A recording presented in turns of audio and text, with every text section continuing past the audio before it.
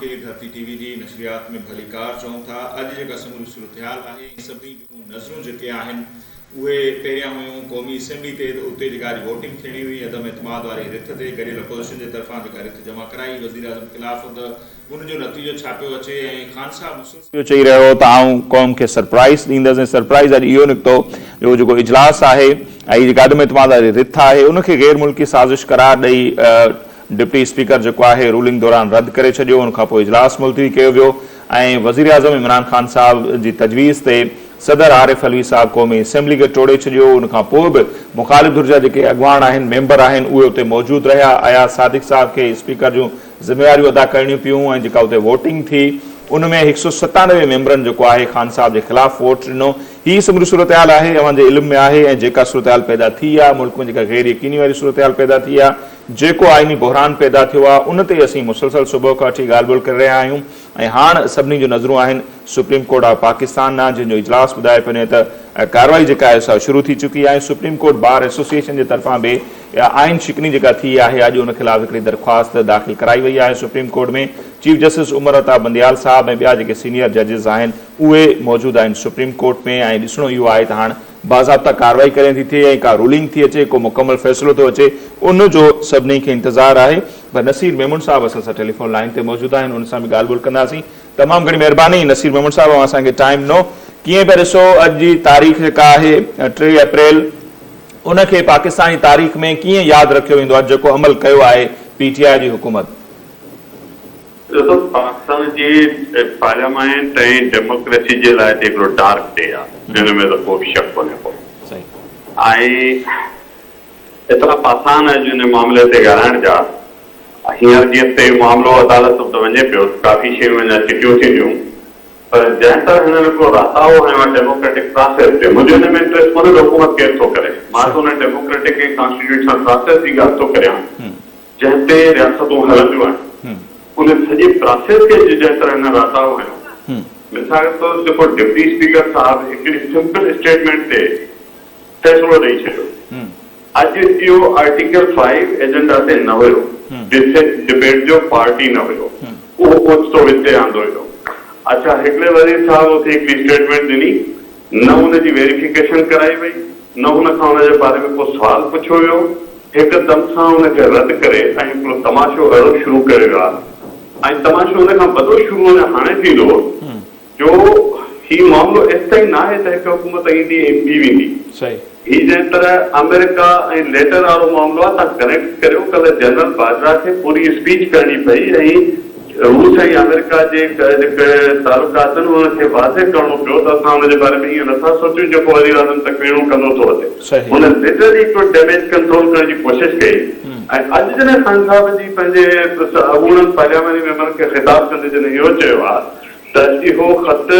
उन ख़त जे बारे में ॿियो ॻाल्हाए अथई, पर इहो चयो अथई त नेशनल सिक्योरिटी काउंसिल बि चयो त हिन जे पुठियां साज़िश आहे। जॾहिं त नेशनल सिक्योरिटी काउंसिल जे इजलास जी पधिराई में को ज़िक्र कोन्हे ऐं जेका इंफॉर्मल चैनल्स खां न्यूज़ फीड थियूं हुन में त हुननि चयो आहे त असांखे वटि का एविडेंस बि कान्हे। जे ईअं हुजे हा त कल्ह जनरल बाजवा इहा स्पीच न करे हा।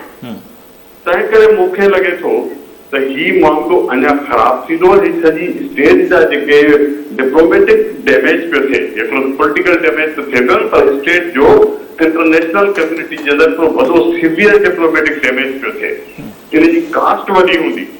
ऐं जेका नेशनल सिक्योरिटी काउंसिल में सिक्योरिटी इस्टेब्लिशमेंट आहे उहा इन खां लातालुक थी रही न सघंदी। जो ख़ान साहब अॼु त उन्हनि खे बि पहले अंदरि आणे छॾियो आहे में, त उन्हनि बि चयो त हीउ साज़िश आहे। तो ही खण पासां बहरान आहे। जेकर कोर्ट उन ते कंहिं तरह को अहिड़ो वर्डिक्ट 31 में ॾिए जे असांजो मामिलो सेटल थी थो वञे त तमामु सुठो,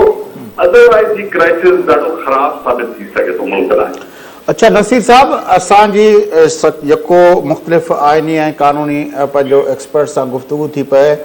उन्हनि जो चवणु इहो हो त सुप्रीम कोर्ट जेको आचर जे ॾींहुं अचानक अची सुओ मोटो एक्शन वठी वेठी आहे, उनजो हिकिड़ो सबबु इहो आहे त आइन जे आर्टिकल 95 तहत इलेक्शन जे जेको आहे नो कॉन्फिडेंस मूव ते जेका वोटिंग आहे उहा 7 ॾींहंनि जे अंदरि थियणी हुई। तंहिंजे लाइ काफ़ी पंहिंजे जूरिस्ट जो ख़्यालु इहो आहे त इहा जेका आहे सुप्रीम कोर्ट घणो करे इन बारे में फ़ैसिलो कंदी त इहा वोटिंग अॼु थिए। तव्हां कीअं था ॾिसो? इन जो इम्कान मौजूद आहे मल्टीपल कॉन्स्टिट्यूशनल वायलेशंस कयूं मतलब एतिरो त उनखे डिले कंदा रहिया ऐं जेको जिन आर्टिकल 5 आंदो आहे अञा त इन ते डिटेल में ॻाल्हियूं थींदियूं हिननि सॼी जेका मुखालिफ़ तौर में हिन माण्हू वेठा हुया 190 या 200 जेतिरा बि हुया उन्हनि सभिनी खे बि हिननि गद्दारीअ जे कैटेगरी में आंदो आहे बाय डिफॉल्ट उन्हनि खे वोट ॾींदड़ उन्हनि जूं पार्टियूं उन्हनि ते गद्दारी जी तौर खणी छॾी आहे ये जो गद्दारी जा सर्टिफिकेट विराइण वारी रविश इख्तियार कई वई न 70 सालनि खां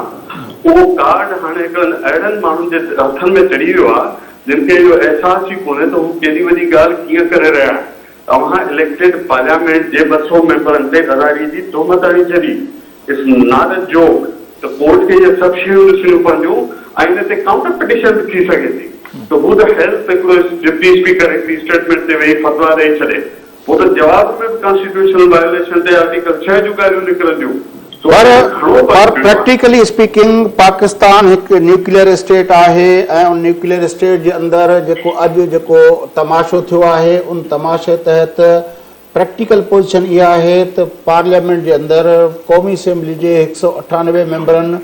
वज़ीर आज़म जे ख़िलाफ़ नो कॉन्फ्रेंस करे छॾियो आहे ॿिए तरफ़ जेको कुझु कयो वियो आहे उनखे मुल्क जा समूरा आइनी ऐं कानूनी माहिर जेके आहिनि उहे चवनि पिया त उहो गैर आइनी अमल आहे त छा इहो न तसवुरु कयो वञे त पाकिस्तान में हिन वक़्तु को बि चीफ एग्ज़ीक्यूटिव आहे या न आहे इहो बुनियादी सुवाल न आहे ऐं जेकॾहिं न आहे त हिकिड़े न्यूक्लियर पावर जे अंदरि बग़ैर चीफ एग्ज़ीक्यूटिव जे आख़िर केसिताईं तव्हां रही सघंदो ॾिसो ख़ान साहब पंहिंजी क्रेडिबिलिटी ऐं लेजिटिमेसी अॼु ॿई विञाए चुको इरेस्पेक्टिव था अमेरिका जे चवण ते थियो फलाणे जे चवण ते थियो ईअं त 2018 में बि असां वटि लोधूं भरिजी आहियूं माण्हू जूं केरु माण्हू चई सघे थो त नवाज़ शरीफ़ ते फना माने करे छॾियो न यमन में फौजनि मोकिली जेकर इहे वरी कंस्पायरेसी थियरीज़ ठाहियूं जंहिंजी का सॉलिड एविडेंस कान्हे ऐं कुझु देरि में हिकिड़ो ॿियो बि इंकशाफ खे टीवी चैनल कयो आहे अञा हुनजी डिटेल थींदा त इहो जेको लेटर ॾेखारे पियो वञे इहो बि फैब्रिकेटेड आहे इन में एग्ज़ेजरेशन कयल आहे असुल केबिन जे टैक्स में वधाउ कयो वियो हाणे इहे ॻाल्हियूं बचनि पियूं अॼु गवर्नर पंजाब जेको फाट खाधो आहे अञा रहियल आहिनि माण्हू जेके तव्हां निकिरी ॾिसंदा ईअं फाट खाईंदा जेके पाण खे दॿायो वेठा आहे ॾींहंनि हफ़्तनि महीननि ऐं सालनि खां इहे सभु शयूं अञा ॿाहिरि निकिरंदियूं आहिनि ख़बर न आहे कहिड़ा ॿिया माण्हू सुभाणे पर मां हिकिड़ो बुनियादी सवाल तव्हांजो ओपिनियन वठणु चाहियां थो त पाकिस्तान जो चीफ एग्ज़ीक्यूटिव चूंडण जो जेको इदारो आहे उन जो नालो आहे नेशनल असेंबली ऑफ पाकिस्तान अॼु उन नेशनल असेंबली ऑफ पाकिस्तान जे 198 मेंबरनि उन ते अदम एतमाद जो इज़हार करे छॾियो आहे ॿिए तरफ़ जेको आहे जेको प्रोसेस हलियो आहे तंहिंजे करे क़ौमी असेंबली जे रूह सां हिन वक़्तु पाकिस्तान जे अंदरि चीफ एग्ज़ीक्यूटिव वारे मामले ते ख़ुदि क़ौमी असेंबली जेका आहे उहा वाज़े तमुन सां ॾेई चुकी आहे त पाकिस्तान में हाणे को चीफ एग्ज़ीक्यूटिव कोन्हे को इहो मामिलो कलाकनि जो आहे ॾींहंनि जो आहे हफ़्तनि जो आहे एॾे सीरियस मसइले खे सुप्रीम कोर्ट वटि केॾी अर्जेंसी हुजणु घुरिजे इंतहाई अर्जेंट मैटर आहे मूंखां एज़ अ सिटीज़न पुछो पार्टियूं पंहिंजी जाइ ते मां पाकिस्तान जे शहरी तौरु चवां थो मुंहिंजो अॼोके ॾींहुं हिन वक़्तु हिनखे यको ॿधी रियालत कोन्हे जंहिं वटि लेजिटिमेसी हुजे कॉन्स्टिट्यूशन जी लेजिटिमेसी आहे अञा फ़ैसिला पिया थींदा पर जेका पॉलिटिकल लेजिटिमेसी आहे जेका पब्लिक लेजिटिमेसी आहे उहा त एब्सोल्युटली ख़तमु थियल आहे तंहिं करे हिन स्टेज ते पाकिस्तान वटि एग्जेक्टिव अथॉरिटी कंहिं वटि कोन्हे मां यकीन सां चवां थो त ख़ान साहब जा ऑर्डर जेकर के सेंसिटिव नेचर जा थियनि त इदारा हाणे फॉलो बि न कंदसि हिन क्राइसिस ते ही वॾो वैक्यूम आहे जंहिंखे जल्द खां जल्द रिज़ॉल्व करण जी ज़रूरत आहे अच्छा नसीर साहब तव्हां छा सम्झो त सुप्रीम कोर्ट हिन मरहले ते कहिड़ो रोल प्ले कंदी जेको आहे छा उहो जीअं अॻु में सिलेक्टर्स खे रिलीफ ॾिनो वेंदो ऐं जमहूरियत जी क़ुवतूं मुल्क जूं सियासी क़ुवतूं उन्हनि जे बारे में अलॻि फ़ैसिला कया वेंदा त तव्हां छा सम्झो था जेका मौजूदा सुप्रीम कोर्ट आहे उहा कहिड़े माइंड सेट जी आहे हाणे मां सुप्रीम कोर्ट बाबति का शइ प्रिडिक्ट करियां या का शइ इन्फर कयां इहो मुनासिब शायदि न थिए पर लीगल एक्सप्लेनेशन ते माण्हू ॻाल्हाए सघे थो ऐं क्राइसिस एॾे वॾे पैमाने ते आहे जो ही स्टेट लेवल जो प्रॉब्लम थी वियो आहे हाणे हुकूमत लेवल जो प्रॉब्लम कोन्हे को तंहिं करे मुंहिंजो इहो ख़्यालु आहे त सुप्रीम कोर्ट हिन जी सेंसिटिविटी खे महसूसु कंदी ऐं रिलीफ खां किसो चढ़ियल आहे हींअर हुननि खे इमीडिएटली लीगल ऐं कॉन्स्टिट्यूशनल रिड्रेसल ॾियणो पवंदो त जेको हींअर पॉलिटिकल वैक्यूम आहे पॉलिटिकल क्राइसिस आहे इहो जल्द खां जल्द सेटल थी करे हिकिड़े पासे बीहे सही अच्छा नसीर साहब जेकॾहिं अवां खां इहो सम्झणु चाहियूं जॾहिं ख़ान साहब आयो तॾहिं खां पहिरें ॾींहं खां हिनखे सिलेक्टेड चयो वियो ऐं सिलेक्टरनि हिनखे आंदो ऐं ॿियो कुझु अॼु जेको कुझु हू करे पियो उहो साबित न पियो थिए ऐं जेके गैर जमहूरी क़ुवतूं जेके आहिनि अहिड़े क़िस्म जा पॉलिटिशियन जंहिंखे हाइब्रिड चयो थो वञे उन्हनि खे इंट्रोड्यूस कराइनि थियूं उहे जेके डैमेज करे थियूं वञनि जीअं फॉरेन पॉलिसी जो अवां ज़िक्र कयो या आइन सां जीअं उहो हथ चरांद माज़ी में बि थी आहे अॼु बि हू करे विया आहिनि त अव्हांखे छा थो लॻे त फ्यूचर में जेके सिलेक्टर्स आहिनि उहे अहिड़ा नुमाइंदा चूंडण में कुझु एहतियात कंदियूं उन्हनि खे पंहिंजी ग़लती जो अहसासु थींदो या न छाकाणि त एॾा वॾा डैमेज हू सदाईं ॾेई विया आहिनि ज़िया जे दौर खां या पुठिते बि असीं ॾिसूं था त सिलेक्टर्स जेके बि आया आहिनि उन्हनि मुसलसल मुल्क खे डैमेज ई कयो आहे जी बदकिस्मती सां हिन रवेश पाकिस्तान खे अॼु हिन क्राइसिस में अची पहुचायो आहे जिते न असांजी मईशत सिधी आहे न असांजी परदेही पॉलिसी सिधी आहे न असां इंटरनेशनल फोरम्स ते असांखे का रिस्पेक्ट थी मिले न असांजी ह्यूमन डेवलपमेंट इंडेक्स में का रैंकिंग आहे न असां सोशल जस्टिस जी रैंकिंग में किथे बीहूं था दुनिया जूं जेतिरियूं बि इंडाइसिस आहिनि उन्हनि सभिनी में असां बॉटम में काउंट थियूं था असांजो पासपोर्ट कई हंधि एक्सेप्ट नथो थिए अनऑफिशियली या ऑफिशियली कतारुनि में असां अलॻि था बीहूं हिकिड़ी कंप्लीट डिसग्रेस थी आहे 70 सालनि में हिकिड़े मुल्क जी सो ख़्वाहिश त इहा आहे पर इम्कान चवंदा आहिनि त उमेद घणी आहे इम्कान घटि आहे त असांजा इहे जेके हुकुमरान जेका असुल हुकुमरान आहिनि उहे हिन तारीख़ जे हिननि सचाइनि मां कुझु सिखनि त अहिड़ा मॉडल ऐं अहिड़ा प्रोजेक्ट न लॉन्च कनि जेके आख़िर में मुल्क खे डुबण में धिके हलिया था वञनि जंहिंजो नतीजो इहो आहे त जिन इंस्टीट्यूशन लाइ चयो थो वञे त उन्हनि जी मदद सां ख़ान साहब वेठो ऐं रूल कंदो रहियो कल्ह हुनजे सरबराह खे दुनिया जे अॻियां सफ़ायूं ॾियणियूं पयूं जेको मुंहिंजो ख़्याल आहे ख़ुदि हिकु क्वेश्चन मार्क आहे त आख़िर इंस्टीट्यूशन जी उहा कहिड़ी इज़त रहंदी जॾहिं हुनजे सरबराहनि खे वेही कॾहिं हू सीपेक जा मामला सिधा करण लाइ ढूंढंदा वतन कॾहिं प्रेस कॉन्फ्रेंसूं करे वज़ाहतूं कनि त असांजा फॉरेन अफेयर्स ते ही पॉइंट ऑफ व्यू न आहे पर हीअ I think the time is up अॻे ई लेट थी चुकी आहे हिस्ट्रीअ मां सिखणु घुरिजे इहे तजुर्बेगाहूं बंदि करणु घुरिजनि मुल्क खे कंहिं सुठी डायरेक्शन में हलाइण जा 100 तरीक़ा आहिनि हाणे इन तजुर्बनि जो वर्जाउ न थियणु घुरिजे पाकिस्तान सही हाणे नसीर साहब ख़ान साहब फ्यूचर छा था ॾिसो छाकाणि त अॼु बि हू काफ़ी पुरमीन एतमाद में हू नज़र अचनि था पर अव्हांखे नथो लॻे त हाणे अॼु अपोज़िशन डिमांड पई करे त आर्टिकल 6 तहत हुननि ख़िलाफ़ कार्रवाई थियणु खपे या ईंदड़ ॾींहंनि में ॿिया हुननि जा कोर्ट्स वारा जेके केसिस आहिनि उहे खुली सघनि था फ्यूचर छा था ॾिसो ख़ान साहब जो ॾिसो ख़ान साहब खे फ्यूचर सां का दिलचस्पी कान्हे हुनखे न हिते रही पॉलिटिक्स करणी आहे न हिन जा हिते स्टेक आहिनि 50 भेरा असां तव्हांखे ॿुधाए थो त मूंखे ॾाढासीं सभु कुझु ॾिनो मां त अची ईअं लथुसि मुंहिंजो कहिड़ो कमु जो मां अहिड़े गंद में हथु विझां मां त ॾाढो साफ़ पाक मशहूरु शानदार इंसानु आहियां इहो वरी वरी वजह सां चए थो पाकिस्तान में माज़ीअ में कई अहिड़ा माण्हू आया जिन जो हाणे हिते जो पासपोर्ट बि मूंखे लॻे थो सरेंडर करे छॾियो हूंदो हिते हुकुमरानियूं कयनि मोटी वञी परदे में ठठ जी ज़िंदगी गुज़ारे लाराणा करे हलिया विया ख़ान साहब हिन मुल्क में कंहिं बि स्टेक्स कोन्हनि हुन लाइ मुल्क जीए थो मरे थो ॿुधे थो तरे थो हुनजी ईगो आहे हुनखे पंहिंजो जेको पंहिंजो गुरूर आहे उनजी तसली खपे हिकिड़ी अनाज जी तसली खपे उहा अपेल करे पियो पर मूंखे सची ॻाल्हि आहे त हिन क़िस्म जे हरकतुनि खां पोइ मूंखे हुनजो पॉलिटिकल फ्यूचर त कोन थो नज़र अचे हुनजी पार्टी बि शायदि क्यू लीग में कन्वर्ट थी वञे जेके जीअं ई अॻी इलेक्शन थींदी आहे ॾिसजो वेठा पार्टी क्यू लीग जो ॿियो नमूनो थी वेंदी न हुन वटि को पॉलिटिकल लेगेसी आहे न हुन वटि को पॉलिटिकल स्टाक आहे जंहिं ते हू मुल्क में अॻियां पोइ रही ऐं माण्हुनि जी का नुमाइंदगी कंदो हीउ हिकिड़ो बोड़ियो पाणीअ ते क्रिएट कयो वियो इहो ख़तमु थी चुको ऐं हिन जो को फ्यूचर कोन्हे सही तमामु घणी महिरबानी अवांजी नसीर मेमन साहब अवां असांखे वक़्तु ॾिनो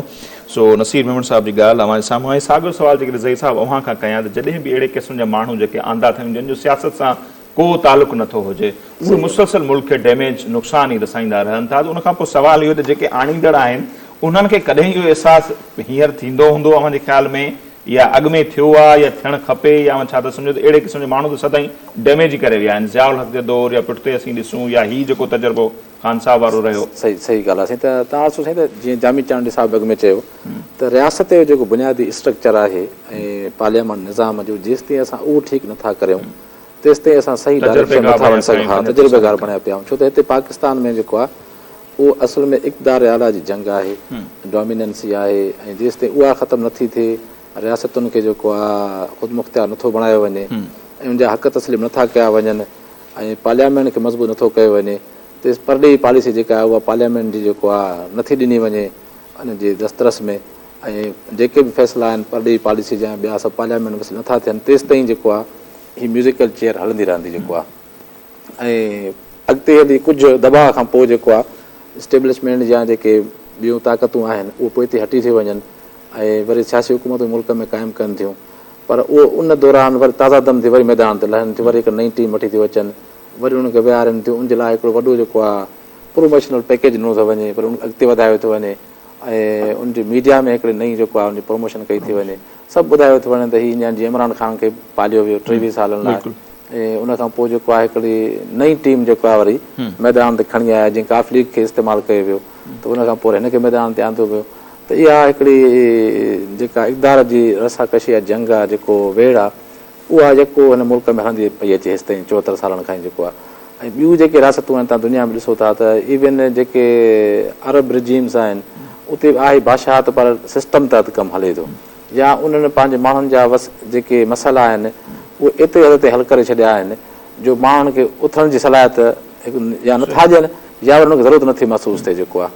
त बुनियादी तौर ते असां वटि त हिकु वॾो बहिरान आहे, माशी बहिरान आहे, सियासी बहिरान आहे, बिजलीअ जो बहिरान आहे, अटे जो बहिरान आहे, हिते रोज़ हर बहिरान आहे, कोई न को बहिरान आहे।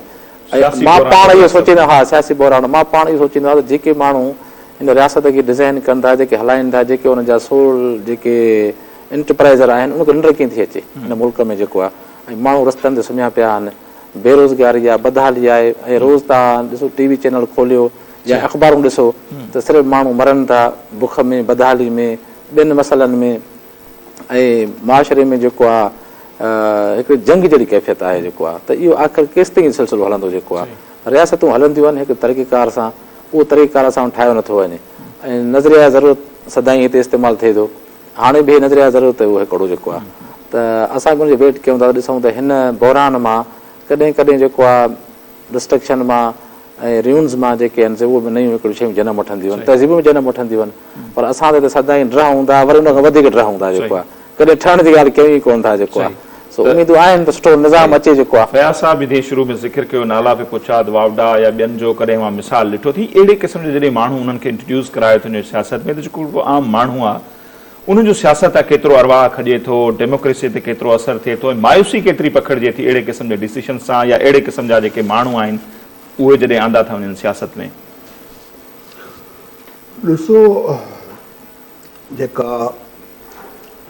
अॼु पाण केतिरनि माण्हुनि सां ॻाल्हायो आहे, पहिरें इहो पुछो फयाज़ साहब थकिजी पिया आहियो? न जेसि ताईं हिन तरह अॼु पाण हेतिरनि माण्हुनि सां ॻाल्हायो आहे, सभिनी माण्हुनि जो कंसर्न तव्हांखे हिकु जहिड़ो लॻो, उहे भली सुप्रीम कोर्ट बार जा सदर हुजनि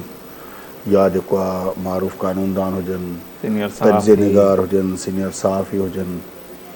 सभई माण्हू इन सॼी ॻाल्हि ते हो कनि था पिया। छाकाणि त आम माण्हू जेको आहे न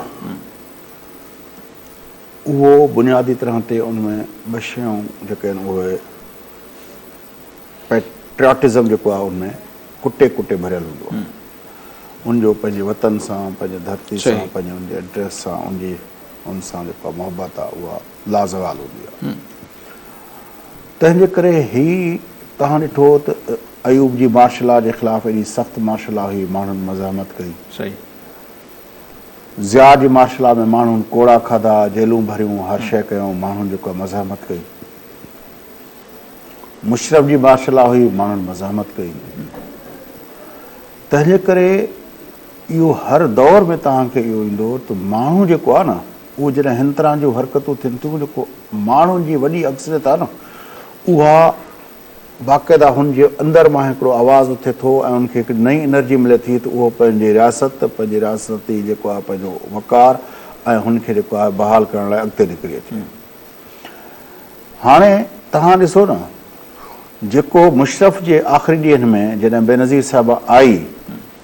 अक्टूबर जे 18 तारीख़ ते, त कश्मीर खां कराची ताईं माण्हुनि जो अंबो अची गॾु थियो। सिर्फ़ु उहो इहो हो त भई हिन डिक्टेटोरियल रिजीम जो ख़ात्मो अचे अचे अचे अचे अचे अचे ऐं इहो साॻी फिनोमेना जेका आहे, हीउ जेको हाइब्रिड रिजीम वारो जेको तजुर्बो थियो आहे हिन 3.5-4 सालनि जो जेको आहे, उनखां पोइ असां जॾहिं बिलावल भुट्टो ज़रदारी साहिब जे मार्च सां वियासीं पिया, उनखां पहिरें पंहिंजो जेको आहे मौलाना मार्च कयो, या ख़ुदि PMLN जी जेका आहे या PDM जी जेका जलसा हुया जेसिताईं PDM इंटेक्ट हुई, उनजे अंदरि तव्हांखे उहो नज़र आयो त मुल्क जो आम माण्हू जेको आहे उहो हिन सॼे सिस्टम मां, छाकाणि त हीउ सॼो सिस्टम जहिड़े नमूने सां हलियो पिए न, हर कंहिंखे इहा ख़बर हुई, दुनिया सॼी ॿुधायो पए थी हाइब्रिड रिजीम आहे, हुनजे अंदरि हीउ फ्लॉस थियनि पिया, ऐं हिते पे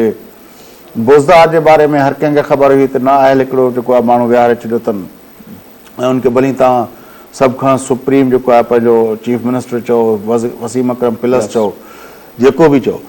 पर मुल्क जो माण्हू जेको आहे उहो उन बारे में बिल्कुलु क्लियर थी चुको हुयो। तंहिंजे लाइ इहा त असांजी वरी मुख़ालिफ़ दौर वारनि जी सियासी क़यादत जी बदकिस्मती आहे जो उन्हनि जेको आहे 2 साल पहिरें जेको आहे लॻभॻि जेको आहे 1.5-2 साल पहिरें जॾहिं PDM टुटो, न त उन वक़्तु ई पाकिस्तान जे माण्हुनि जी जेका ख़्वाहिश हुई जंहिंजे बुनियाद ते PDM ठही ऐं जंहिंजे बुनियाद ते PDM इहो चयो त असां हिन मां जान छॾाईंदासीं, उन वक़्तु ई हालतूं मैच्योर थी वियूं हुयूं माण्हुनि जे पॉइंट ऑफ व्यू खां, अवाम जे पॉइंट ऑफ व्यू खां, opinion making J point of view खां। पर ज़ाहिर आहे उन वक़्तु जेको आहे नवाज़ शरीफ़ साहिबु ॿाहिरि वेठो हुयो, छो उनजा पंहिंजा ख़्याल हुया ऐं उन्हनि ख़्यालनि जेको आहे जहिड़े नमूने सां असरअंदाज़ थियो PDM जी क़यादत ते, ऐं पीपुल्स पार्टी जेको आहे मतिलबु उन्हनि जी ज़िद हुई त इस्तीफ़ा हूंदियूं, स्ट्रेटेजी ते जेको आहे इहो थियो, ऐं नतीजे तौरु जेका पीपुल्स पार्टी चयो पए अॼु जेका आहे सॼी PDM उन ॻाल्हि ते अची बीठी आहे। न त माण्हू जेको तव्हांजो बुनियादी सुवाल आहे त माण्हू प्रोसेस मां बेज़ार नथो थिए, जॾहिं अहिड़े क़िस्म जूं शयूं थियनि थियूं न, को डिक्टेटर अचे थो, पोइ डिक्टेटर अची पंहिंजा तजुर्बा करे थो, त मुल्क जो जेको आम माण्हू आहे उहो त बाक़ाइदा पोइ निकिरी अचे थो पियो, उनखे त पोइ ज़रूरत महसूसु थिए थी त मां पंहिंजो रोल प्ले कयां, पोइ उहो तहरीकुनि जो हिसो थिए थो। ऐं हिन वक़्तु बि जेको हुयो वॾे अरसे खां पोइ पीपुल्स पार्टी जेको लॉन्ग मार्च कयो, उहो सिंध जे अंदरि त हर कंहिं चयो पए त भई जेको आहे हिननि जी हुकूमत आहे, पोइ MPs माण्हू वठी था अचनि, पोइ MNAs माण्हू था वठी अचनि, पर जॾहिं पंजाब जे अंदरि उहो रहीम यार ख़ान खां वठी जेको आहे पंहिंजो इहो हलियो मुल्तान ताईं हिकिड़ो ॾींहुं, मुल्तान खां वरी जेको आहे पंहिंजो साहिवाल ताईं ॿियो ॾींहुं हलियो, ऐं उनखां पोइ टियों ॾींहुं जेको आहे असां जेको आहे उनखे गुजरावाला ताईं पहुचंदे ॾिठो। हिन सॼे अरसे में असांखे किथे बि जेको आहे उहो नज़र बिल्कुलु हर जॻह ते आयो त माण्हुनि जे अंदरि उहो जेको हुयो जेका हिकिड़ो पंहिंजे मुल्क जे लाइ जेको पॉलिटिकल जेका एक्टिविज़म जो जेको आहे उहो माण्हुनि जे अंदरि असांखे रिवाइव थींदे नज़र अचे। त जंहिं मां सम्झां थो त हीअ जेका प्रोसेस शुरू थियो आहे, इन प्रोसेस मां मूंखे as a citizen, as a शहरी जे मूंखे त उत्साह थो मिले। उत्साह जो सबबु मां केतिरा भेरा हिन पंहिंजे डिस्कशन में चई चुको आहियां, उत्साह जो सबबु हिकिड़ो इहो आहे त पहिरियों दफ़ो पार्लियामेंट जो फोरम इस्तेमालु थिए पियो रिजीम चेंज जे लाइ।